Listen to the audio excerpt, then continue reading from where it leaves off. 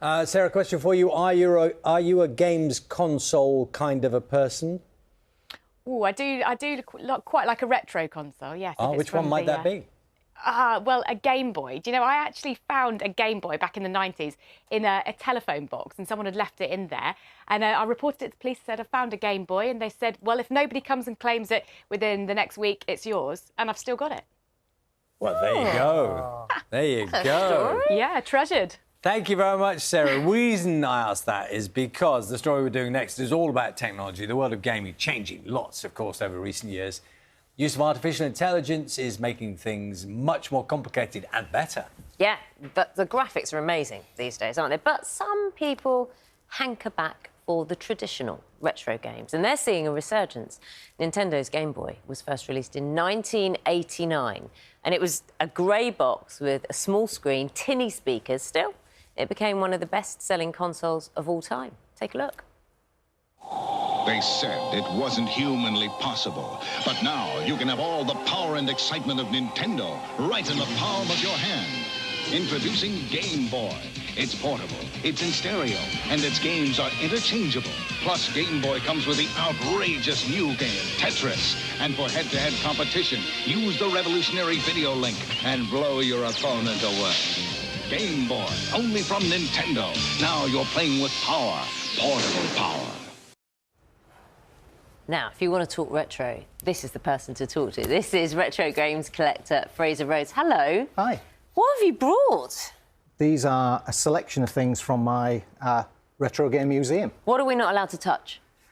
You can touch everything, but what I would say is we've got everything from games at £20 up to games at £20,000. What one?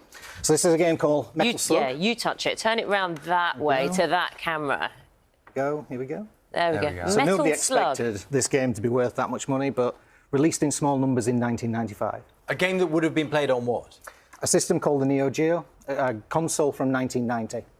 OK, now go backwards down the line.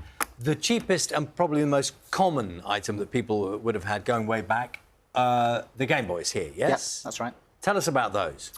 So it was a stroke of genius, really, from Nintendo to create the Game Boy, because it took the technology it was already using with the Game & Watch series and then implemented it in a system that was portable, it was cheap, but importantly, the games were fantastic.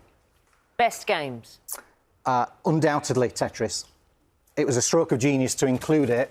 Well, certainly in the European launch, the game sold over 35 million, and the Game Boy system and its iterations of that sold 118 million units. Phenomenal. You know, we were talking about how, although technology has come on so much, is it true, or is it a myth, that there is a kind of growing fascination, if not usage, of some of the older devices, which on the face of it, I mean, we're looking at some of the imagery there, it doesn't compare with what you can see now.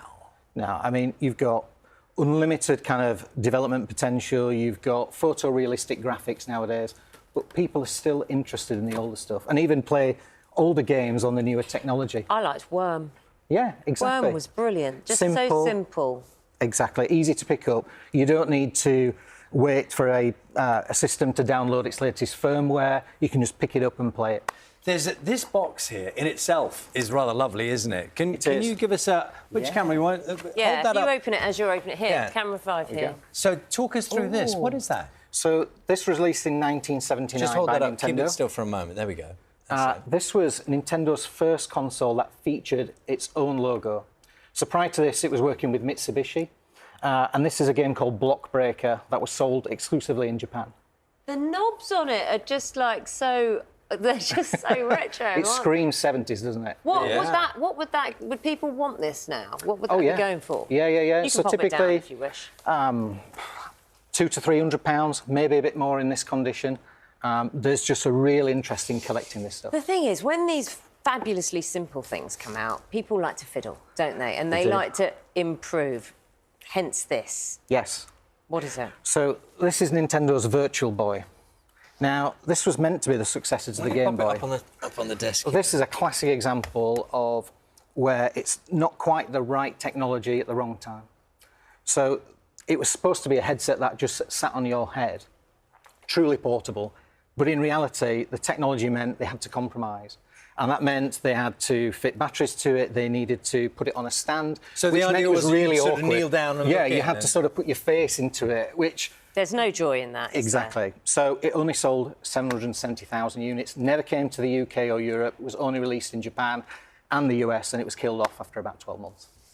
We've had loads of messages. We asked our audience, our viewers, to get in touch. So this is Richard, who shared his photo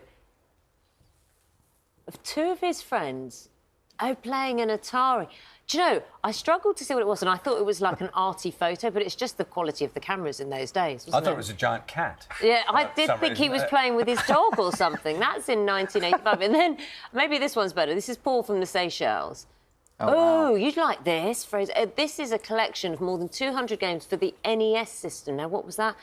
He says he's got a Game Boy, so NES was... Nintendo Entertainment System. Right. So it was the 8-bit system from Nintendo. It was called the Family Computer or the Famicom in Japan. Really so popular. Justin in Hereford, his Game Boy is now part of the wall art, in his home. Wow. Samantha said she's 37, still plays on a Game Boy. She received it as a birthday gift from when she was a child. Says she once played it for so many hours in one day. Okay, she was physically sick. Wow. I didn't know that was going that way. You hear a lot of stories of discoveries made, because anecdotally people are saying, I was looking through my parents' loft, maybe my grandparents' loft now, and I found this. It was in the garage or... Yep. Happens all the time. And discoveries within games, but equally garage finds, you know what I mean, or loft finds. There was one recently, that exact game was found in, I think, in Preston, came up for sale, sold overnight, £16,000. Well, Daniel... £16,000. It's a lot of money. Daniel got in touch, Daniel Miles. He said he found his old Game Boy in the attic, in his mum's attic last year. And after a dust-off, trip to the game store, worked like new. So this is the old technology, isn't it? It's kind of like the old stuff's the best stuff in many ways. Absolutely. And you can just pick it up. Anybody aged 10 to 100 can pick up that Game Boy with Tetris and they'll be playing it straight away. Really nice chatting with you today. Good. Thanks for bringing this stuff in. Very welcome. I'm staggered by the values. We've got Fraser, headlines coming up for you in just a moment.